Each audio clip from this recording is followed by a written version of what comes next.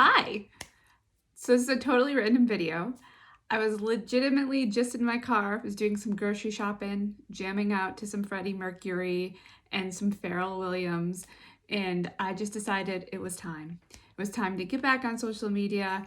It was time to get out there and put some more positive energy into this crazy collective that's going on right now. And it was time for me to start speaking my truth and telling the story of all the goodness, of all the beauty, of all the love that is underneath the surface of all this muck and distraction and conflict and separation. And in order to do that, I guess I'm jumping back on social media. So I've decided to let you know about some projects that I'm working on. They're all still kind of in the works, so we're not quite there yet, but I've been working on my spiritual life coaching certification. I hope to have that certification by the end of the month. And I'm going to jump into the world of life coaching, kind of melding my two worlds together, my connection with spirit and all of this great mental health training that I've been working on in my professional life for almost 2 decades now.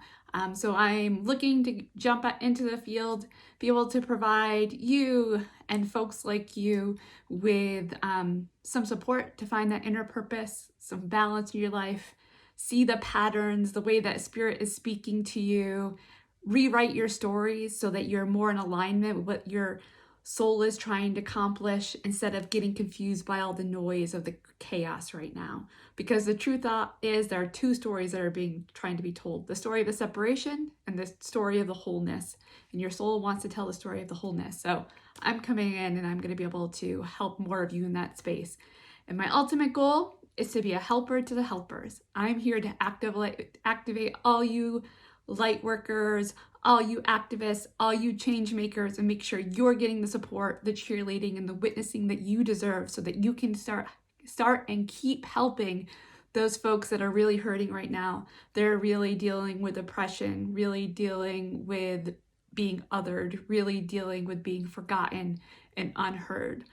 But in order for those folks to get the support that they need, folks like you, the helpers, need help too. And that's the space that I'm hoping to jump into and support. So more on that coming. I want to do my best to get all of my coursework ready before I really launch my website and put myself out there for all of you. But the thing that I really turned this camera on for was to say, hello, I'm still here, still alive, still doing the work.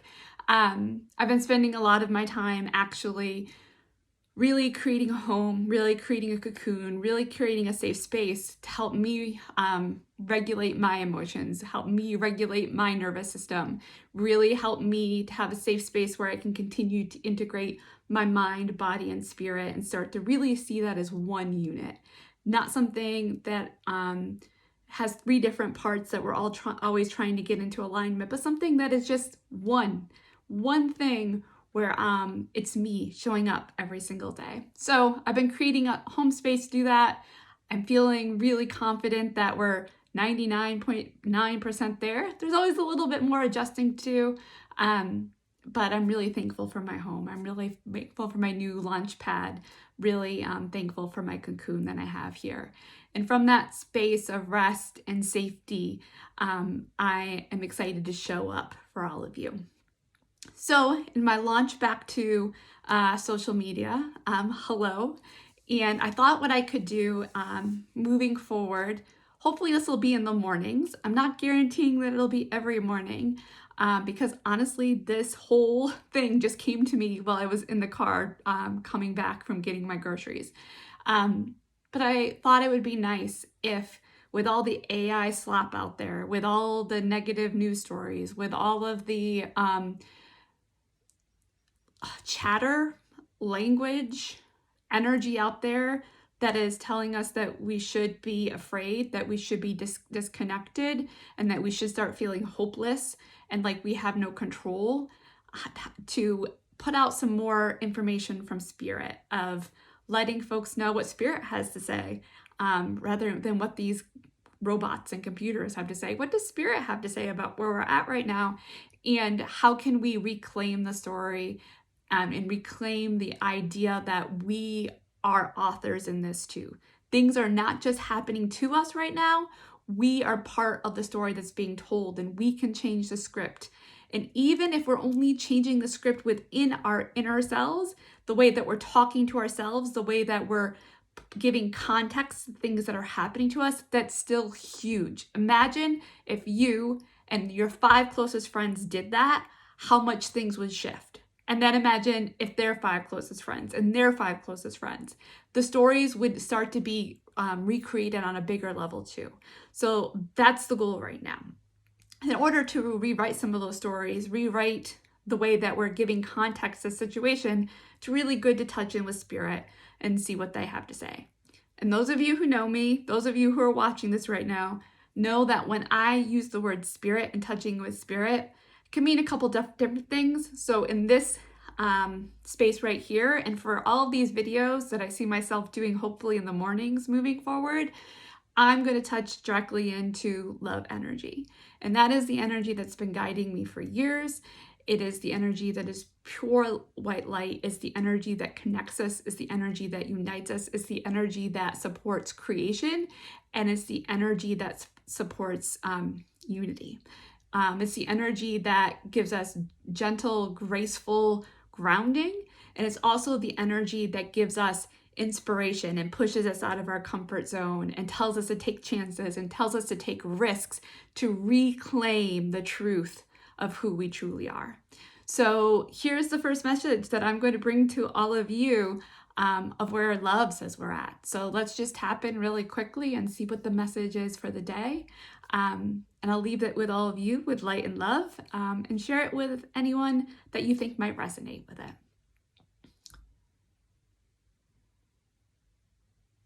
The message for today is that hope is not a 4-letter word. That hope really is the thing that ignites change. It's the thing that ignites movement. It's the thing that ignites possibilities. So when you are feeling overwhelmed, when you are feeling burdened, when you are feeling scared, settle into the feeling of hope. And Spirit's saying right now to me, a lot of you watching this, a lot of you that are going to be introduced to it because your friend's gonna like it or whatever, hope feels dangerous because what if it gets worse? What if I hope for change and the next 10 minutes a bomb goes off, right? Or in the next 10 minutes, someone else is harmed. In the next 10 minutes, someone else gets sick. And the next 10 minutes, someone else is othered. Then it feels like the hope was useless, and it feels like I set myself up for hard feelings. It feels like I set myself up to be disappointed. And what Spirit is saying right now is that hope builds momentum.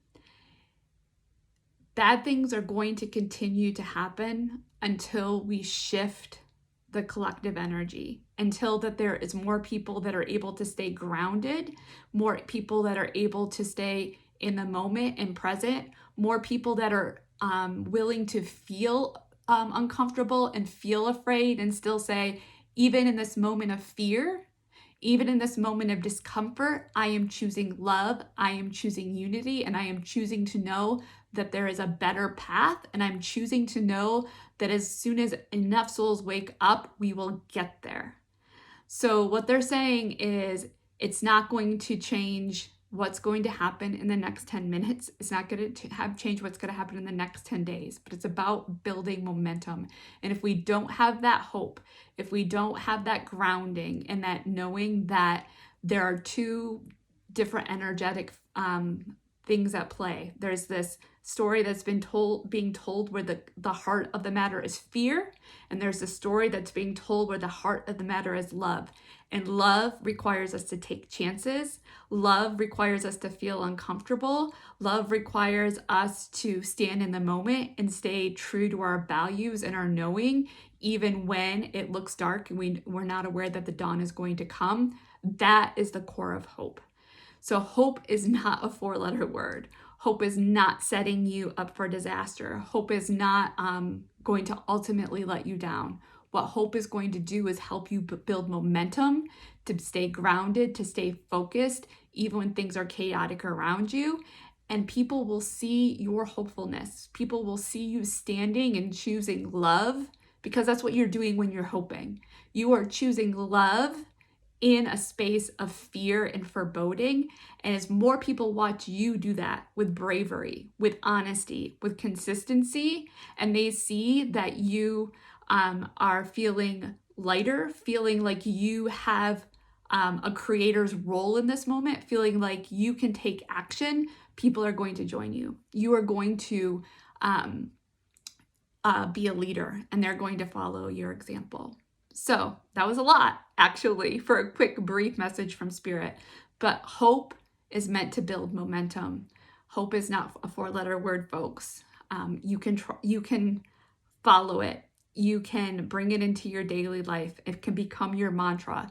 It's going to be what builds the foundation of us moving forward and getting out of this moment. So I'm glad to see all of you. I'm glad to be back. I'm hoping to build this a little each day. Like I said, my core of my work right now is really focusing on getting the certification out of the way so I can show up to help the helpers. But it's really great to be here, and I look forward to hearing from you. Tell me what you're hopeful for today.